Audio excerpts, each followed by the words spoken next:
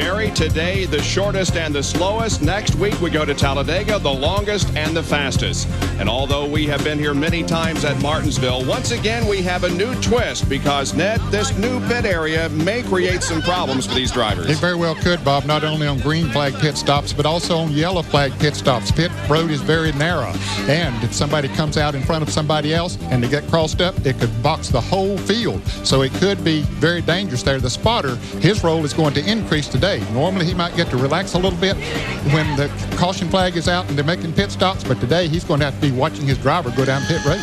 I can't believe it. We've been on the air for, what, 3 or 4 minutes now, and we haven't mentioned brakes at Martinsville. Well, I got to talk about brakes because that is still the #1 enemy of the drivers here. Being able to keep the brakes on the car, have something to stop the car for that last 100 laps.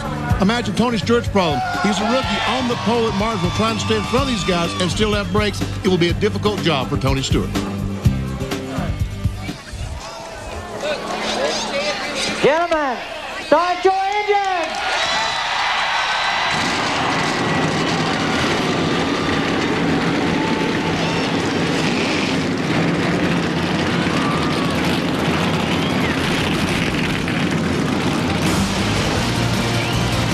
ESPN's live coverage of the Goody's Body Paint 500 from Martinsville being brought to you by EverStart Battery.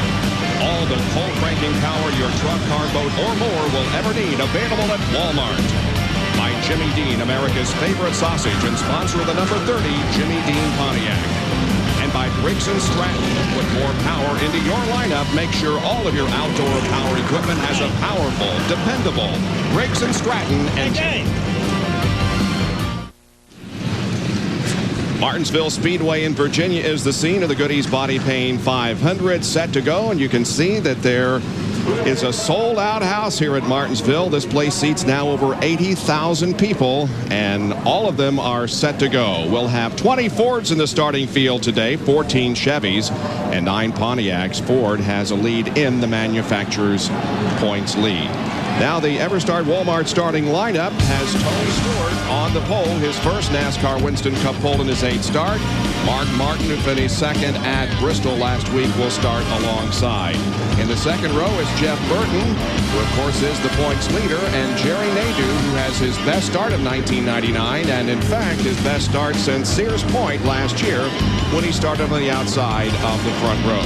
As you take a look at the rest of the starting lineup, bear in mind that the first 24 drivers broke the previous track record. It was shattered in qualifying on Friday. Benny, any theories as to why it was so fast? You know, I don't know, Bob, and the strange thing is the mechanics and the drivers don't know exactly why their cars are so fast this time. They said they're getting a tremendous forward grip, forward bite here, and that's the problem they had last year. And Goodyear says this is the same tire from last year. And of course they're not using the 5-5 rule. They are able to run a higher spoiler, and the air dam is lowered to the ground, so that should help on a track like this as far as speed's concerned. There's Bobby Hamilton. He was the last to break the track record. All of these guys were under, but just slightly, the previous track record, which was held by Ted Musgrave. Jeffrey Bodine is celebrating his 50th birthday today. Happy birthday, Jeffrey. He predicted on television last night that his 50th birthday would produce a win here this afternoon. Wow.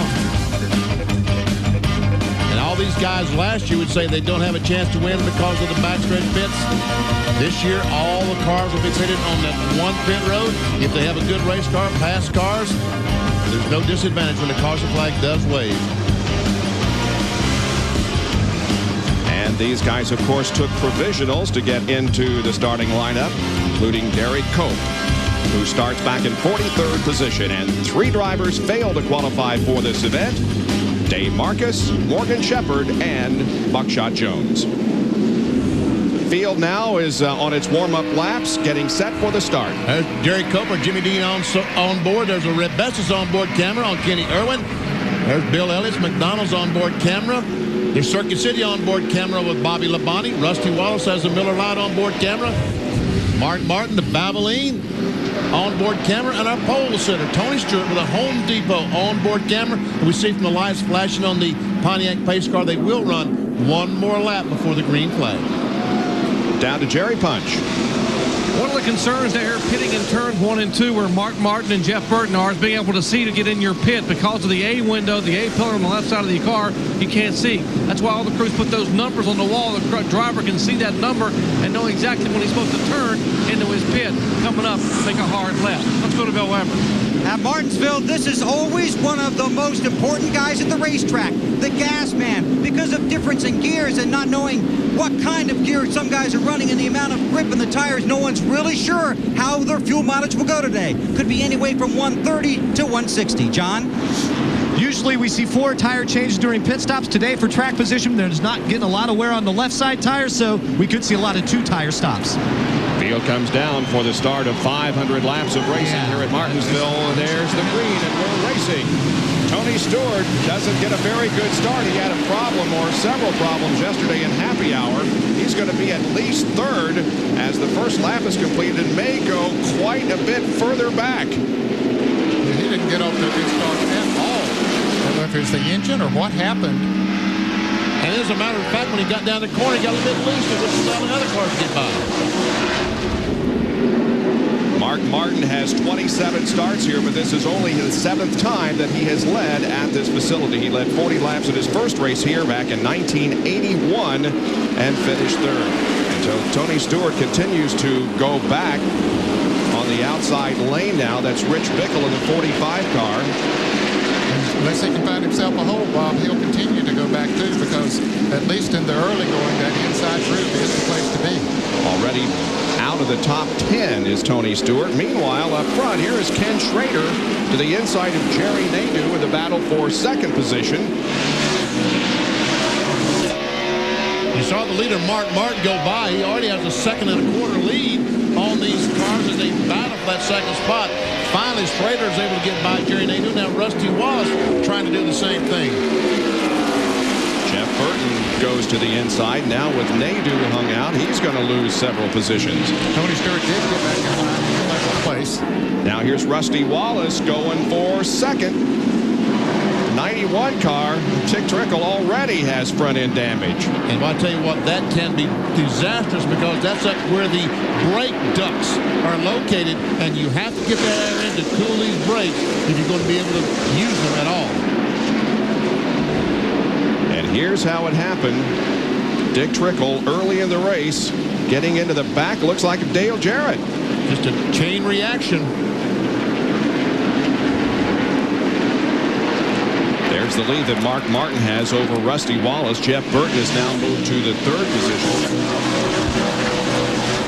Ken Schrader running fourth, then Nadeau, followed by Irvin, Gordon, Bobby Labonte, Kyle Petty, and then Tony Stewart running back in 10th. Jerry, what happened to Tony Stewart at the green flag? Well, they were concerned early on about the problems they had in happy hour yesterday, about the car washing up in the middle of the corner with the push not being able to turn. And if that happened and someone got under him, he could possibly get tapped, bind up the field behind him, and create one massive wreck. Well, apparently Tony did not want to be a problem at the beginning. The car went into turn 1, washed up. He let some of the leaders go by and fell back in line. He just said a moment ago, I don't have a problem with the car. I'm going to sit here and ride and see if we can fix it throughout the day. See Derek Cope, the Jimmy Dean sausage. And for a taste of the race, let's go on board and check out the telemetry. Trouble down in turn 1. Whoa, a big traffic jam. And Jeremy Mayfield is just sitting still. Finally, they get the car rolling again. Now caution comes out. Caution was late coming out, but finally it is. And look at the left front tire flat on Jeremy Mayfield, and he's trying to not get lapped, but it's probably going to tear up some stuff trying to get back caught up with the field. And Benny, he had really made an advance. He'd started 32nd, had moved up to about 21st position on the outside, but got caught up in a mess here. Let's look at it here. Watch for it up at the top of your screen. 3 or 4 cars involved. That's Kenny Wallace in the 55, Ted Musgrave in the 75. I don't think Steve Park hit anything, did he? It looks like he was able to stop, but meanwhile, here we see Jeremy Mayfield now.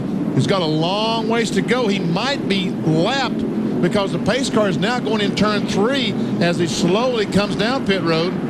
Down to John Kernan. And time Jeremy Mayfield's made it into his pits. You can see they're having to pick it up to get the jack under the car. The left front tire completely down. Some sheet metal damage to the left side of the nose. The crew going to work. They're only going to change left side tires so they do not lose a lap. Because remember, it takes so long to get in and out of pit road. Now he's headed down pit road, and I believe they may bring him back in again and make a few more repairs to the 12 car. Well, he is going to lose a lap. Yes, he is going to lose a lap because he was the last car. He was 43rd in the line, and when he made that pit stop, the pace car goes around and does put the 12 car a lap down. Now, that's something we didn't talk about as far as another problem on this one pit road deal. So he has to wait until the entire field goes by. Here's the replay from On Board with Bill Elliott. Goes down the corner, and I guess that I know it's hard to indict someone because obviously there was contact with someone, but we really couldn't tell who. In any case, Elliott escaped with no damage from that incident. Now, finally, Jeremy Mayfield is able to roll off the back pit and back out onto the racetrack. So he loses a lap. Now, Dick Trickle there in the 91 also made a pit stop, but he was able to stay on the lead lap. 12 laps have been completed here at Martinsville with a caution waving. Back with more in just a moment.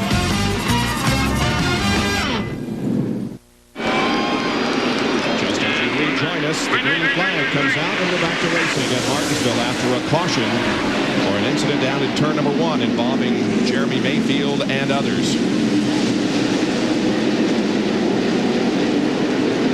Mark Martin continues to lead. Looks to the inside of the 11 car of Brett Bodine. There's Jeff Gordon trying to get on the inside of Jerry Nadeau down in turn 1. Here he's going to give him plenty of room. And Gordon will take that spot away, moves him into the 5th spot. Ernie Irvin will follow in the 36 car, and he's in his 300th NASCAR Winston Cup start here this afternoon.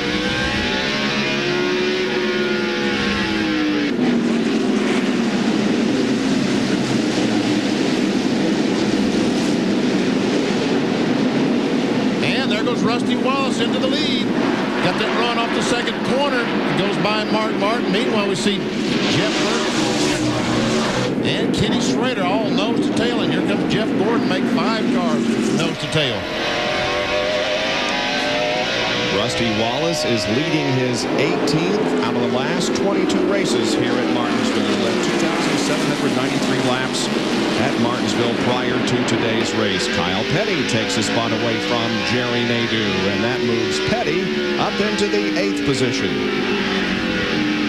Looks like Kyle Petty's not taking his Hot Wheels somewhere else and playing with it. He's going to play right here at Martinsville today. He was impressive last week at Bristol and had a good qualifying run here as he and the team pumped up. Started 14th and finished 8th at Bristol last week.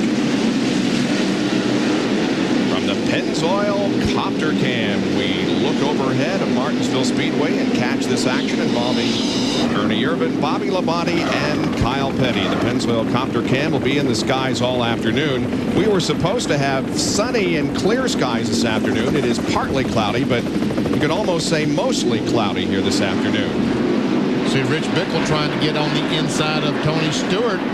It's a battle for the 13th position.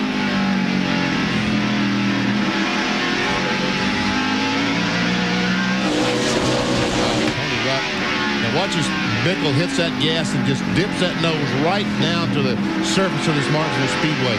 And watch as he comes off the corner, the nose will lift up down the backstretch. Right there, boom, he hits the brakes, and once again, the nose dives to the track. They got figured out pretty well how much it goes down so that it doesn't scrape the air dam off when he lets off and hits those brakes. 3.5 inches, I think, is the height that they start with. Saw Sterling Marlin there in the 40 car go to 11th position, putting Rick Mast back to 12th. Tony Stewart running in 13th after starting from the pole position but having difficulty right at the drop of the green flag. Rich Bickle right behind Tony. Up front, meanwhile, it is Rusty Wallace and Jeff Burton. Burton was able to get by Mark just a couple laps ago, take over that second spot, and he's pressuring Rusty pretty good.